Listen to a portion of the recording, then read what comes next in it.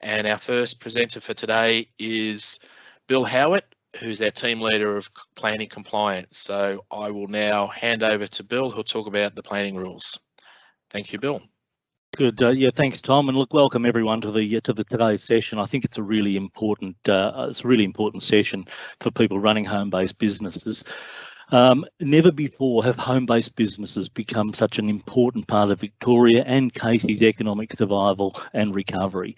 There's been so many people throughout the COVID lockdowns have been forced to work from home or have lost their regular jobs because of the industries they were in were not deemed essential. With that in mind, I'm really pleased to be given the opportunity to speak with you about a home-based business and its relationship to town planning and its land use obligations. And what does that mean? Well, essentially a home-based business is run from the home and it's in a residential area.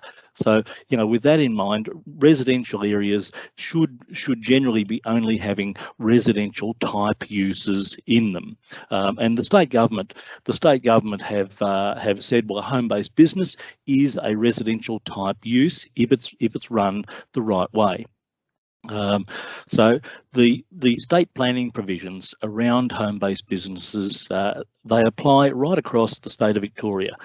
The state government and the City of Casey support home-based businesses for a variety of reasons. The main reasons is that they provide income to Casey families and keep local money local. So that's the starting point. You know, they're good things to have.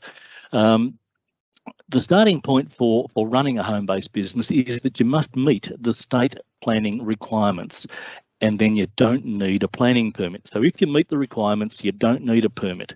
It's simply run your business, meet all the other requirements that need to be met, and you know, have a successful business at home. It's not quite as simple as it sounds, and I'll try and unpack the planning requirements in a way that gives some clear guidance. In January 2018, in what could be seen as a huge level of insight, the state government amended the home-based business planning requirements to reflect more contemporary needs. They changed the name of the provisions from a home occupation, which was very limiting, to home-based businesses, which allowed a greater range of occupations and activities to be undertaken from the home. One of the more significant changes was the doubling of the allowable floor area to be used in a home-based business to 100 square metres, or 1/3 of the net floor area of the building, whichever is the letter. Now, it's a bit of a mathematical nightmare, but in a 200 square metre home, which is not a big home, that's a home with a floor space of about 20 metres by 10 metres, about the size of mine. You can only use up to 66 square metres for a home-based business. In a bigger home, you know, your average size home, in a 300 square metre home, you can use up to 99 square metres of floor space for your home-based business. So 99 square metres is about an area about 10 by 10 metres. The reality of how much area you can use for a home-based business is based on the size of the home, where the predominant use of the land is that of a dwelling and its ancillary related activities, and that would be, you know, gardens and what have you. So, you know, residential type uses. There are some relationships here with the building obligations in terms of the area used and how that determines the class of the building, and that may have a flow-on effect in meeting commercial car parking obligations and disabled access. Building, we'll talk more about that later on. We've got a guest from building. And I've talked about these, I've very briefly touched on these requirements to be met, and I'll just go through them. There's a number of dot points, and they're found within the state provisions of the planning scheme, and it's clause 52.11, if anyone has access to the Casey planning scheme. Now, a home-based business must meet the following requirements. So firstly, the person conducting the home-based business must use the dwelling as their principal place of residence. So they've got to live there. You can't have a rental have a rental and turn it into a home-based business because you don't live there. So that would be prohibited. But if you live there, you can use your home as a home-based business. Now, no more than 2 people who do not live in the dwelling may work in the home-based business at any one time. So you can have 2 others that don't live at the house working in the business. Now, it doesn't talk about employees, so that it doesn't matter whether they're being paid or not. If they're working in the business, you can only have 2. If they don't live there. If they live there, you could have however many. Your entire family could work in the home-based business because they live there. And I talked about the net floor area. So you can have, without any permits required, you can have up to 100 square metres or 1/3 of the net floor area of the dwelling, whichever is the lesser. The building must not impose a load on any utility greater than normally required for domestic use. What on earth does that mean? What that means is whatever you're doing in your home-based business, and it's a huge variety of work that you can do for a home-based business, but it can't affect the utilities. So you couldn't sort of have a home-based business that when you start it up, everyone else's lights go dim and their television can't catch the service or something like that. Just it can't affect other people's services. Now the biggest I suppose area of conflict that gets reported to council is the next one, and it's really important. The home-based business must not adversely affect the amenity of the neighbourhood in any way, including the following dot points that I'll get to. So the appearance of any buildings or works or materials used. So it's got to look nice. It's got to look reasonable and fit in with the area. The parking of motor vehicles, that's a big one. If you've got if you're living in a court bowl or something like that, and you've got custom parking or staff parking out in the court bowl, and it's affecting other people in the court, and they're complaining about it, then you've got a problem with your car parking. So if people can't park outside their own house, or the rubbish truck can't pick the bins up because of the cars parked in the street, then you've got a problem that you're not meeting that requirement. The transporting of materials or goods to or from the dwelling, because it is a dwelling. So if you're running some sort of perhaps an online business, and you've got courier vans just coming and going at all hours of the day or night, then picking up goods or delivering goods, and that's affecting others, then you have to have a look at that and manage that a bit better.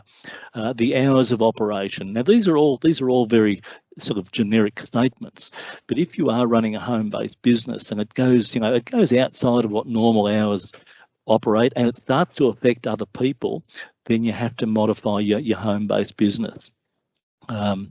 Electrical interference, that sort of goes along with an earlier point I made about interference with other people's services. If you're running something that is affecting people's television receptions or radio reception or something, you have to look at how that's happening. I know that welders, if you're using an arc welder, if you're in close enough proximity to somebody else's television antenna, it will affect it.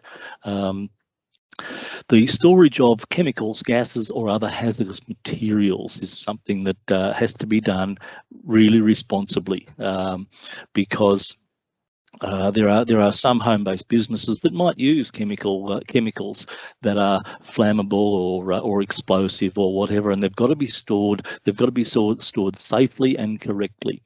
And emissions from the site. What are emissions from the site? Noise, dust, silt, water runoff, gases, smells, odours, all sorts of things. If it can be seen, heard, smelt, or felt off the site, then it's an emission from the site. So there can't be any emissions from the site that adversely affect other people. One of the big ones we get there is noise. So we get lots of complaints about home-based business noise operating from sites that is affecting the next door neighbours. Now, one of the big no-nos is that no motor vehicle may be adjusted, modified, serviced, or repaired for gain. So you cannot. It's just an absolute. You cannot run a home-based motor mechanic or a home-based panel service or suspension service. You just cannot do that. It's prohibited for gain. In a home-based business in a residential area, because that is really that's a commercial industrial type business that would adversely affect every day of the week the neighbourhood. Some home-based businesses have delivery vehicles and the like, so you can only have one commercial vehicle. That is a commercial goods vehicle, commercial passenger vehicle, or tow truck within the meaning of the Transport Act, not exceeding 2 tonnes capacity, or with or without a trailer. So what does that mean? Means you can, if you've got a commercial vehicle working in your business, you can only have one on the site, and that vehicle must not be fueled or repaired on the site. And we start to get into a few technical bits now, where there are no goods other than goods manufactured or serviced in the home-based business may be offered for sale. But this requirement does not apply to goods offered for sale online. So this is one of the changes that I spoke of earlier, where the state government have sort of come into the 21st century and recognised that online sales are a thing, and lots of home-based businesses are online sales now. So what does that mean? No goods other than goods manufactured or serviced in the home-based business may be offered for sale. So essentially, if you don't make it on the site,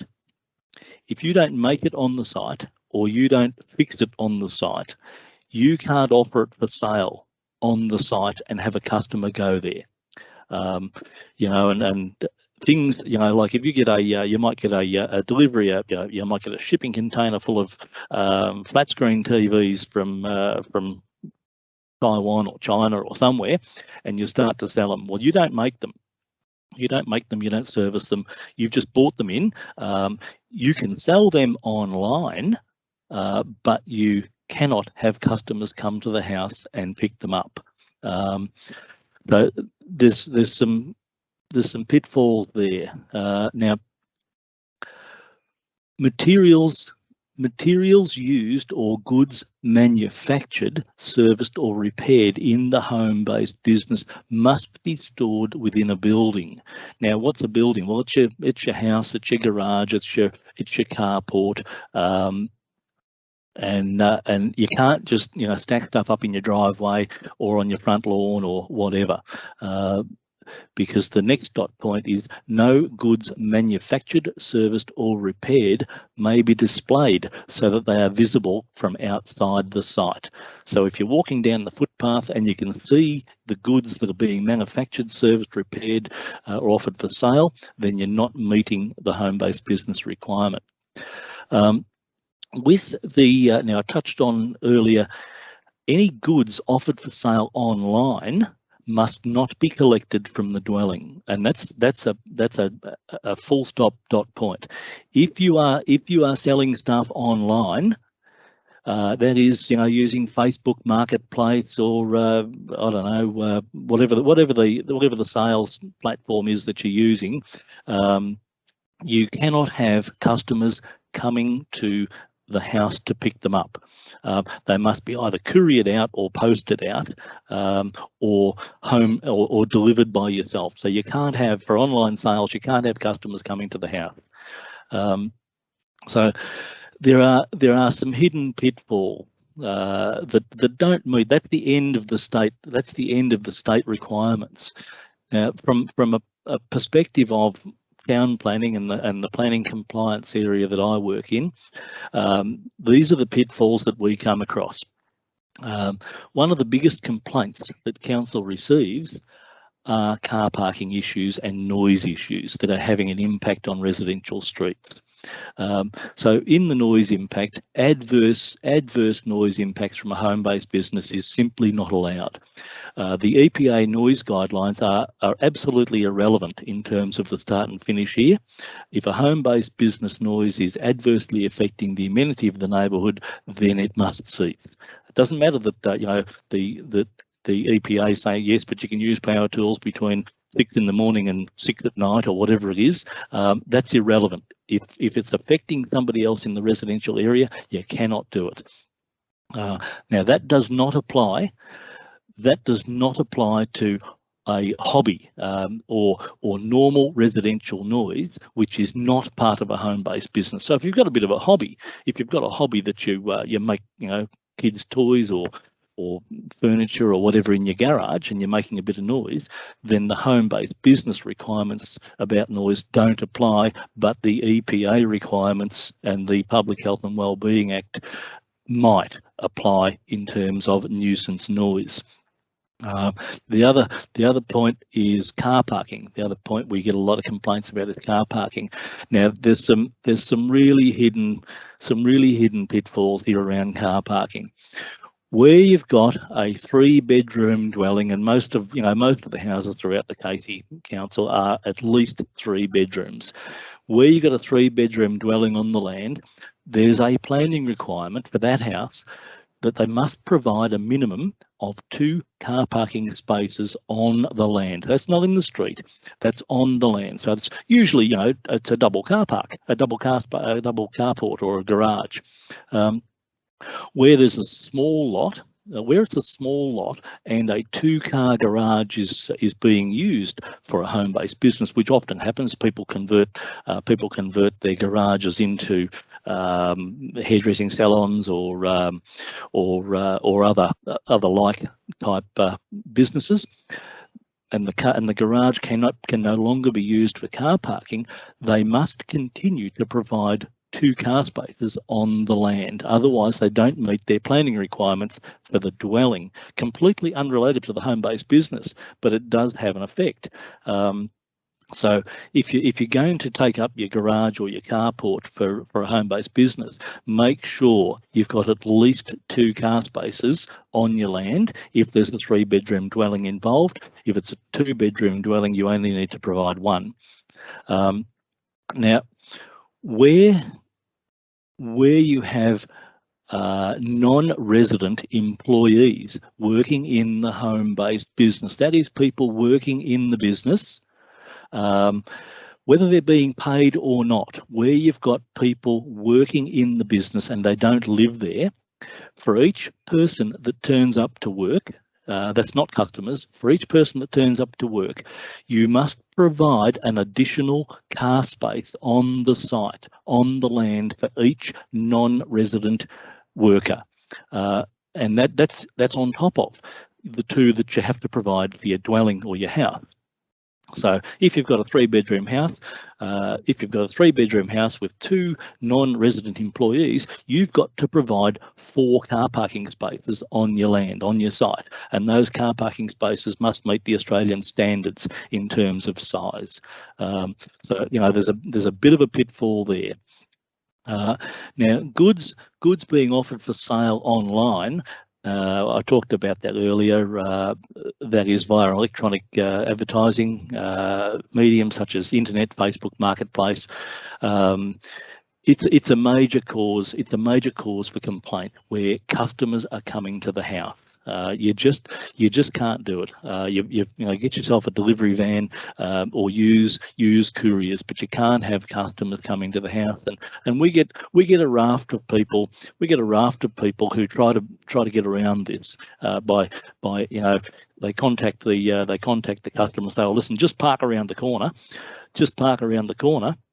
and walk down to this address, and I'll meet you down there." Well, the traffic implication is not outside your house, it's outside somebody else's house around the corner. So, you know, you just can't do it. It's going to affect somebody somewhere, because some of these home-based businesses that are using online sales are really, really successful. You know, they're doing really, really well, but, you know, they need to modify it to meet the requirements. Goods, I'm just going through my notes here. So goods being advertised as part of a home-based business online can't be collected from the dwelling or by the customer. They must be delivered with a courier or similar. Now, council can, some of the things that we've talked about there, council can consider a planning permit to allow some of the requirements to be exceeded, but they're very, very limited. So we can issue a permit, a planning permit, which allows 3 people to work at the site. You know, if you've got three non-resident employees that you want to work on the site at any one time, we can grant a permit if the circumstances are right for that to happen. But of course, you know, if you've got 3 people working on the site, whether they've got a car or not, they must provide car parking space for them. We can also grant a planning permit. We can also grant a planning permit to exceed that 100 square metres, or the 1/3 of the net floor area. We can go out to a maximum of 200 square metres of floor space, on the dwelling or on the site, which is, you know, it doubles the size of how you can run a home-based business. Which is really good, because a lot of businesses, as they become more successful, need more room. But at that stage, if you're having to apply for a planning permit to exceed your size, then your business is probably getting a bit too successful to be running in a residential area, and you might want to, at that stage, if you're starting to run out of room, you might want to start looking at, do I need to have a look at leasing, renting, buying in a commercial area more appropriate to the residential area? Because the bigger it is, the more chance you are of getting complaints about you, and the more chance you are of getting one of the council officers coming around and shutting you down, because that's ultimately what happens when you can't meet the requirements. We can also issue a permit to allow an additional commercial vehicle. You know, I talked earlier about having a delivery van. If you wanted to have 2 delivery vans, we could issue a permit for that if there was enough parking to support it. That's pretty much it for the home-based business stuff. In terms of town planning requirements, I've just got some finishing notes here that I'll just go through. Just because you're a business and work out of home doesn't mean that it's a home-based business. You might have a transport or a heavy vehicle related business that has a registered office somewhere else, and you can bring a truck or a commercial vehicle home. If you're a truck driver, you could bring your truck home each night. In terms of planning, I'm talking, and that falls out of the plan, because it's your commuter vehicle to and from work each day. That falls out of the planning controls if you're providing you live there. But you will need, in the case of a heavy vehicle, you will need a local laws permit to keep a heavy vehicle in a residential area, and local laws, we'll talk more about that shortly. But you know, there are businesses that people are involved in that occur somewhere else, and those vehicles relating to it, they might drive a delivery van and they bring the delivery van at home. Well, it's just being used as a parking space at home. It's not being used as part of the business that occurs somewhere else. So there's some leeway there to keep commercial vehicles at home if they are your means of transport to and from work each day. What else have I got here? Not a lot else. one of the things that comes to our attention is home-based businesses that might need registration by other council departments, in particular hairdressers, beauty treatments, tattooists and food premises. They will all need health registration, and health will talk more about that. But when you've got a home-based business, you might want to advertise it on the site and have some signage. And there's regulations around signage that is on your land, not on the footpath or the nature strip or outside the site, within your own property boundary. If you're going to advertise your home-based business, you can have, without a permit, you can have one sign, only one sign, that is not greater than 0.2 of a square metre. Now that's, how big is 0.2 of a square metre? It's about the size of 2 A3 sheets of paper joined together. So you know, if you've got a sign that's bigger than that, it will need a planning permit to be displayed. But if you keep it to that size and it's on your land, you won't need any permission from council to display it. But if it goes outside your property boundary, then it falls into another area of council, and that's local laws. And I think Yanni, who's going to speak shortly, he'll tell you more about that. In conclusion, and I reckon I've probably got my fair share of time out of this, but in conclusion, in finishing, the reminder is that a home-based business is a business operated by a resident of a dwelling in a residential area. They're allowable and in many respects encouraged. The residents around have an expectation that residents around have an expectation that they'll only be exposed to residential type activities, make too much noise, have too many cars coming and going, block up the parking areas, and it won't take long for council's enforcement staff to become advised and start approaching you with directions to change something or shutting you down. So keep your neighbours happy, and I wish you good luck in your home-based businesses. Now, I think I was going to put some time in there for questions, but I'll leave that for Tom to manage questions at the end. So I thank you all for your time, and I'll shut my camera off. All right, thanks very much for that, Bill. And that's a rather comprehensive summary of the planning requirements for running a home-based business, and there is a lot to know. As I said earlier, this has been recorded, so if you need to go back and have a re-look at it, please, that is fine. We'll have that up on our website. I'll also send a link to everybody who's come along to this session of that recording, so you can always view it again later.